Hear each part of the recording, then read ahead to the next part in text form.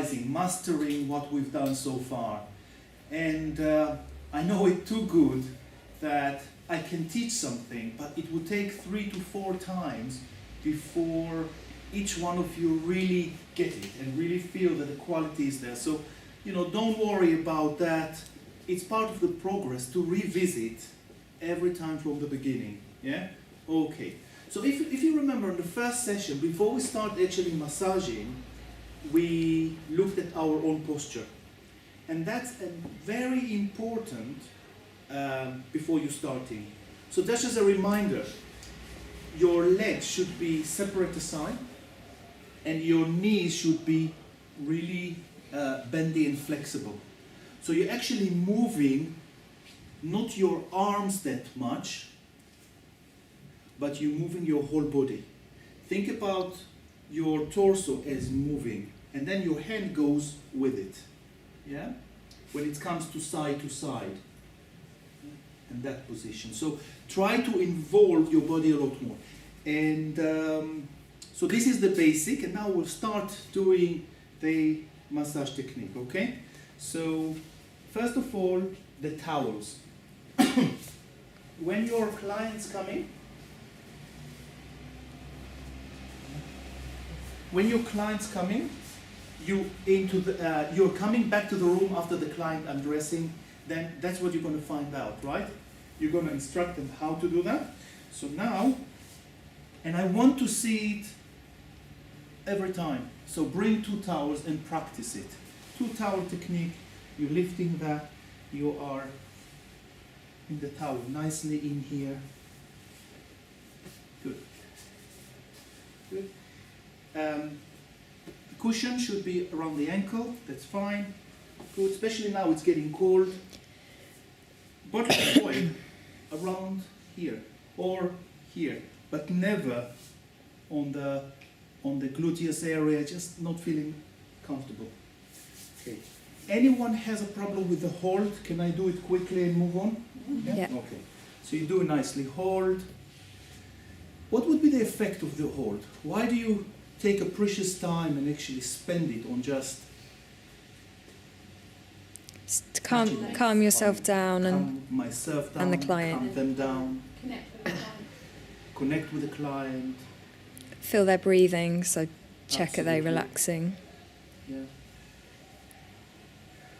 Which nervous system would it be affecting? The sympathetic or the parasympathetic? Come on, impress them. Parasympathetic. Thank you. Good. All right. Continuing. Taking the towel from here and move them. Yeah? Good. All nice and neat. Try to be as neat as you can. Okay? Can I undo the bra? Yes. Yeah, good. Although they're coming for massage and you can suppose to that they are okay with, it's nice to give them a sense of control.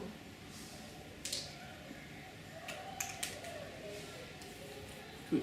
Here it is, starting with your legs. A lot of legs movement.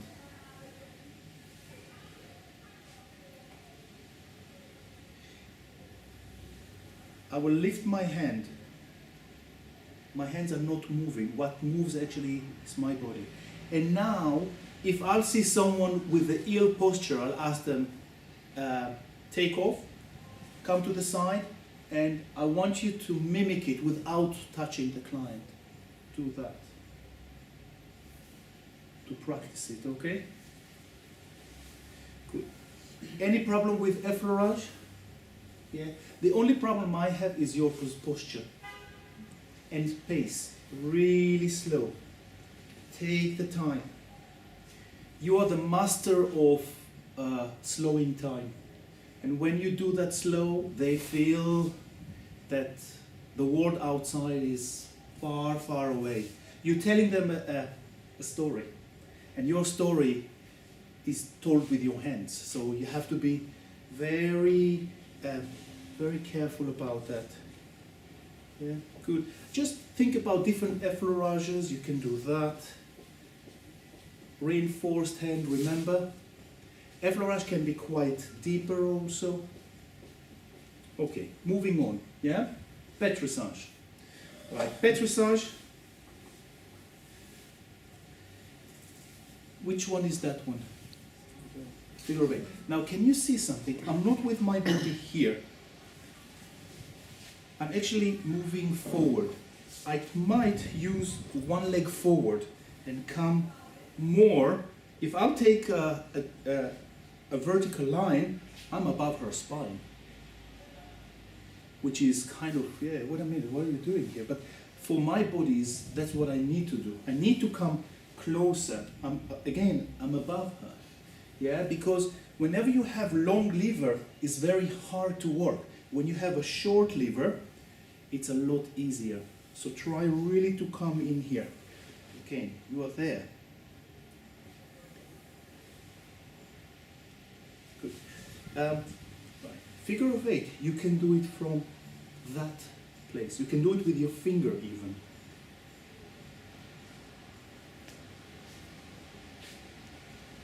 Good. Now ringing.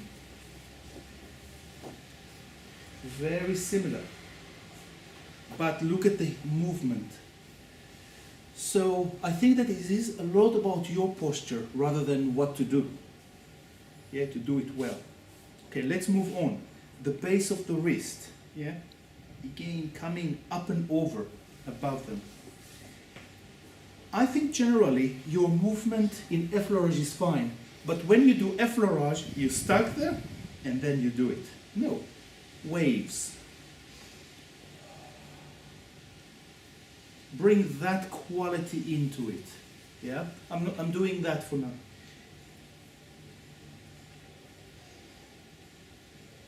Good. So this is the base of the wrist. Yeah? Right. Other than that, reinforce fingers. Yeah? But again, don't lift your hands, find support. Good.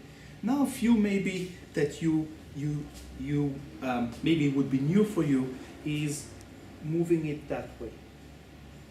So you're actually using your body weight and gliding on them.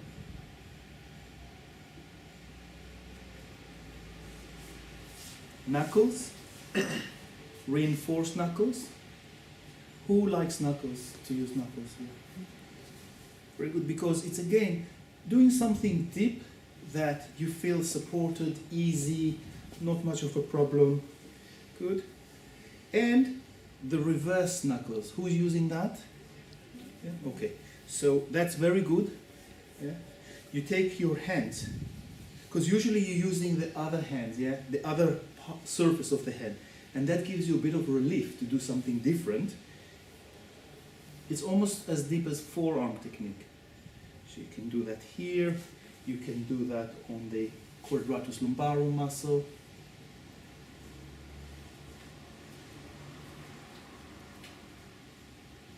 Good. Is it something new for you here? Really? What was new? That position? Yeah. Yeah, that's okay. new. But not much. I think it's more quality, is that? Small question. Are you using the back of the fingers there or the back of the, not when you... When you do that? Yeah, no, the back of It's the the dorsal of the palm. Yeah. You can do it also with your fingers. Just be careful that the tip of the finger does not get cut onto the skin, yeah? Good. Coming onto the neck, remember the diamond effleurage? Yeah. Remember the effleurage from side to side. The 3 approaches from that position, yeah? Moving your legs. So it's a lot, I think, more your body movement that needs to be looked at. Yeah, coming from above. Coming from this side. Have we done some movement with your arm or not yet? No. So no, we didn't. Okay, so leave it, yeah? Effleurage on the neck, yeah? Suboccipital. So, finish here, yeah? Is that anything new for you? I think it's the quality, isn't it? The movement. your position, and that's a bit kind of underlooked by a lot of teachers, you know, to think, okay, how do you do the massage? Well, it's a lot about your body, your position. If you do your position well, simple is great. If you deliver really nice quality deep massage that is relaxing, very good, yeah? So all the time, I think what I miss here, the effleurage is fine, the pétrissage, lean more. Your legs should touch the table and lean on that and then move.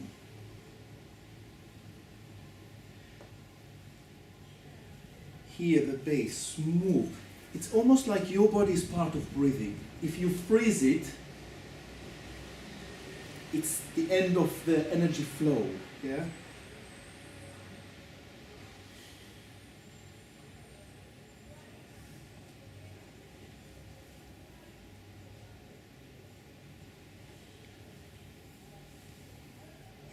I would say at times, even you can do so much that one leg would lift.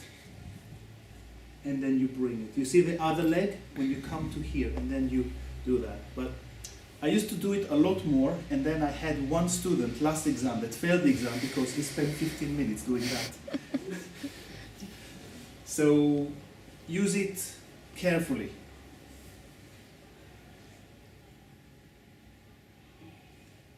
Slow and feel. How does that feel? Can I go deeper?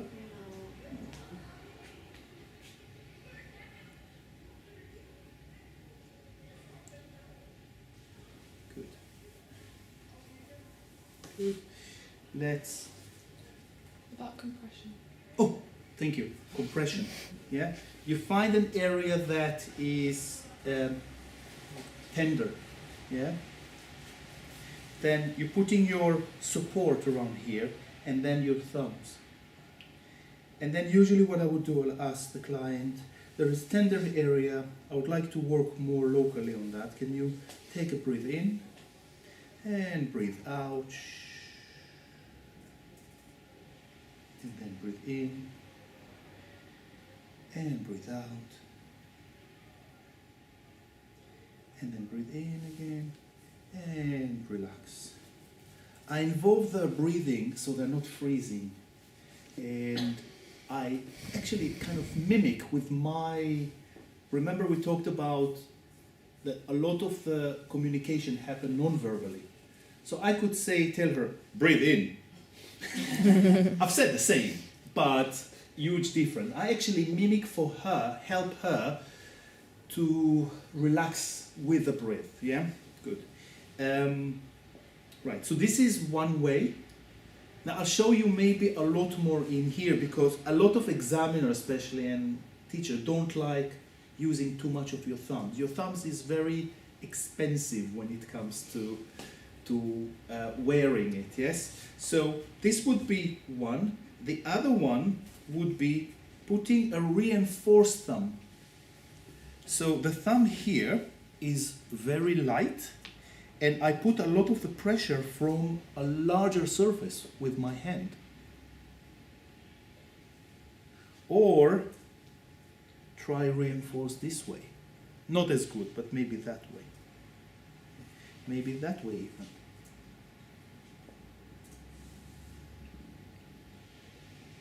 Maybe you can do very little circles.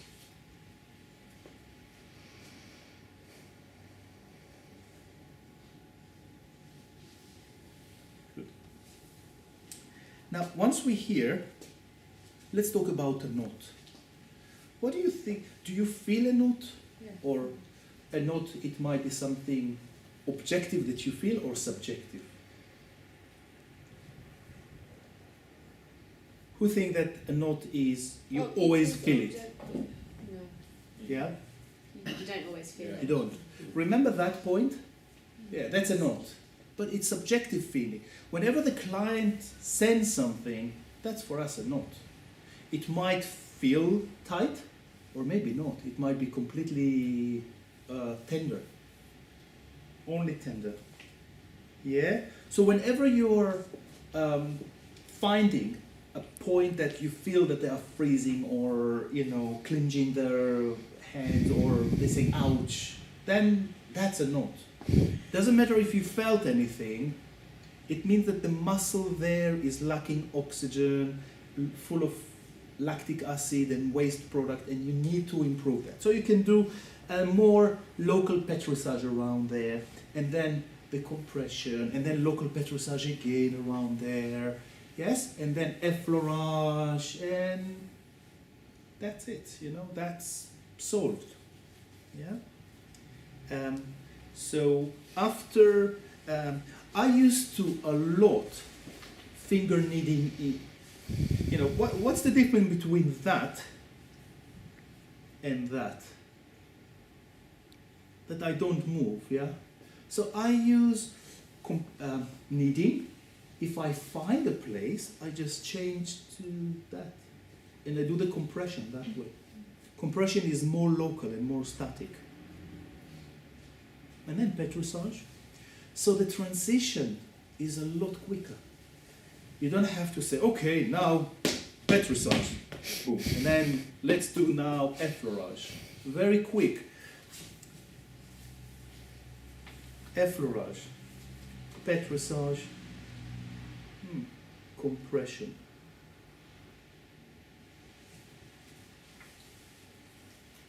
Petrissage and effleurage.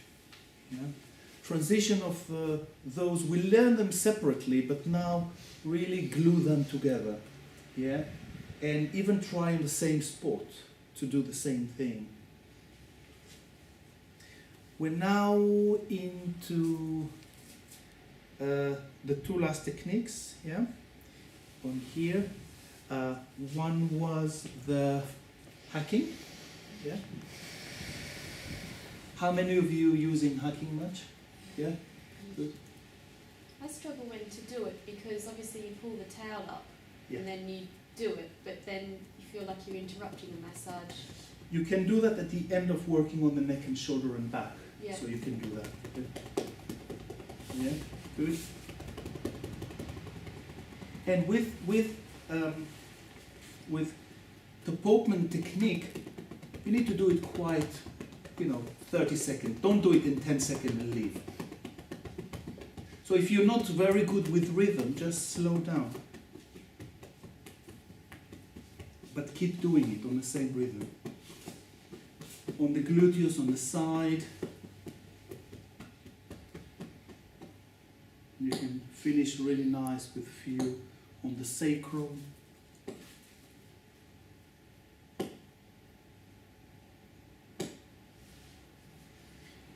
And the other technique we've done is the oscillation.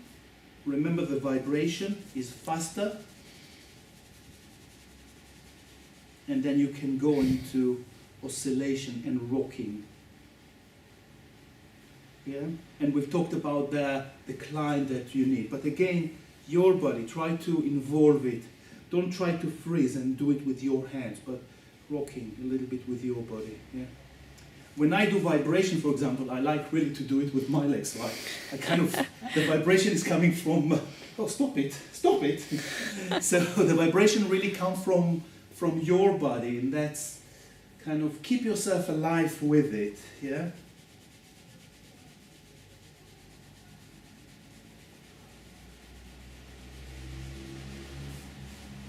Yeah. We also did some of the, remember the stretching technique that we've done, yeah?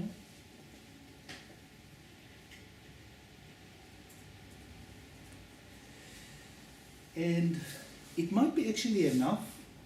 I've done on the back, but you can actually choose the area that you want to work on, because we've done a whole body. So maybe Kim wants to do the back, maybe Alex wants to do the front of the leg, and I'll walk around and just see what you're doing. The technique are the same, it's just the application is a little bit different, yeah? Supine, facing up, facing down, all of these, okay? Should I switch it off? I think so, yeah. It's like